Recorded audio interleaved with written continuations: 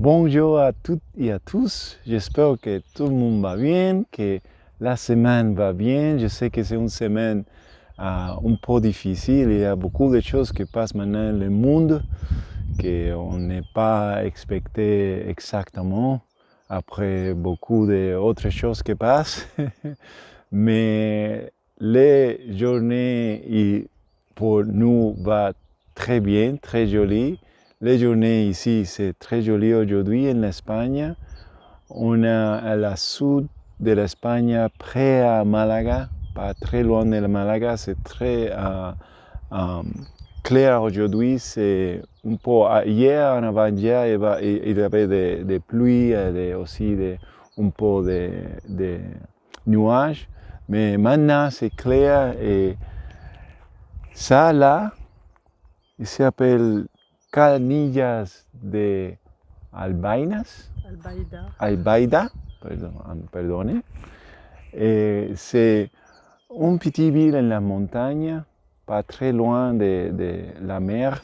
La mer, c'est quelque pas sa direction, mais pas très loin. C'est juste comme un vol de oiseau, comme en réalité 3 km, 5 km, quelque chose comme ça.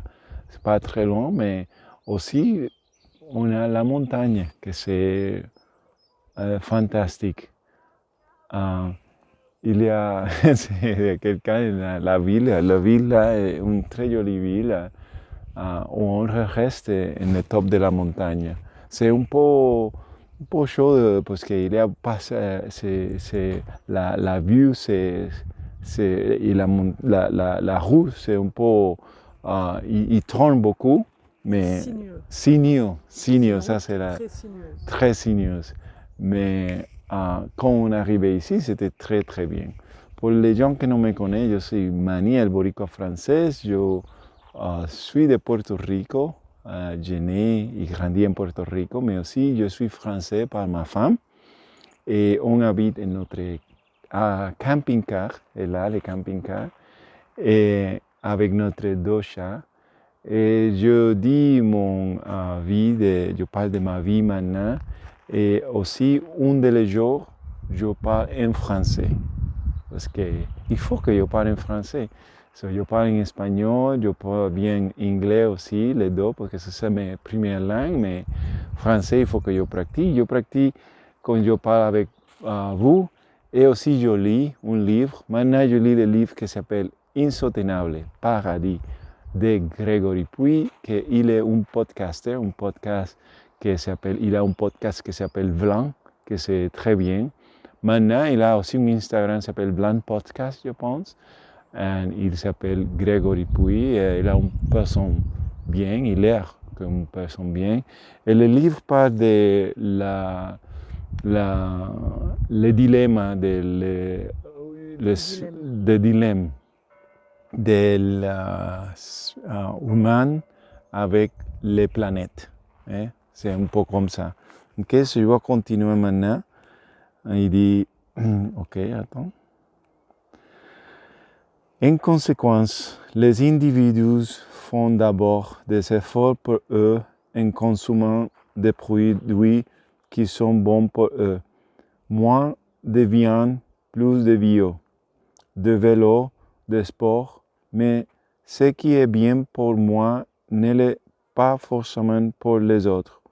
Il y a une opposition entre les choix individuels acceptables, bienvenus, et les choix bons pour la collectivité, mais que l'on n'accepte pas parce qu'ils restreignent les libertés individuelles. Des personnes se déplacent encore seules dans leur voiture parce que c'est bien, c'est cool, c'est leur confort. Et on peut les comprendre. Toute l'industrie automobile a construit sa croissance sur cette image d'une automobile émancipatrice, synonyme de liberté. Les crises pétrolières n'y ont pas changé grand-chose, ou très lentement. aujourd'hui, le discours majoritaire change pour devenir. Non la toi gentil avec ta bagnole, mais on est trompé. Tu rentres chez ta mère et tu prends le métro comme tout le monde.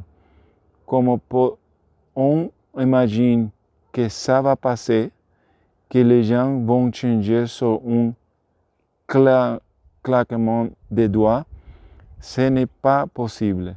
Ils sont bien là dans leur voiture, tout seuls, avec leur musique et la clim. D'autant plus que le mode de vie actuel, les villes, les banlieues se sont construits par rapport au temps de transport en voiture. Quand je passais la nuit chez ma mère et que je rentre à Paris en moto à 7 heures du matin, je vois les bouchons sur la A15 puis à 86 et je pense à toutes ces personnes dont c'est le quotidien. C'est un peu facile de dire arrête de prendre votre voiture parce que ça pollue. Alors que les employés sont concentrés à Paris dans une zone dans laquelle il est de plus en plus difficile de se loger. On ne change pas de culture comme cela. Il ne suffit pas de quelques injonctions un peu autoritaires pour modifier des mentalités forgées par un discours majoritaire fort et martelé pendant des décennies. Et l'on constate que globalement, la population n'est pas prête au changement. Les scandales générés par la mise en place de pistes cyclables à Paris est, par exemple, révélateur, même en sachant que sur la fond, c'est ce qu'il faut faire. Les travaux dans Paris rendent les gens hystériques. Rendent les gens hystériques. Ces décisions sont peut-être les meilleures à prendre, mais elles s'attaquent à leur sentiment de liberté. Alors, on culpabilise celles et ceux qui ne respectent pas les impératifs écologiques. On les juge indigents. C'est aller un peu vite en besogne. Nous sommes étonnés de personnes qui se donnent bonne conscience et regardent les autres avec des dents, d'écologistes qui refusent de discuter publiquement avec des professionnels de marketing comme moi. Mais ce n'est pas logique. Le moment est trop grave pour refuser d'avancer avec ceux qui voulaient aller dans le même sens, même si ce n'est pas exactement par le même chemin, même si ce n'est pas exactement à la même vitesse. On a tout à gagner, à s'écouter les uns les autres, à confronter nos points de vue et avancer ensemble. Ok, je vais arrêter là. J'espère que vous l'aimez. C'est très bon. Désolé que de temps en temps je dis des choses incorrectes, mais c'est comme je pars et c'est comme aussi je apprends à lire mieux. Okay?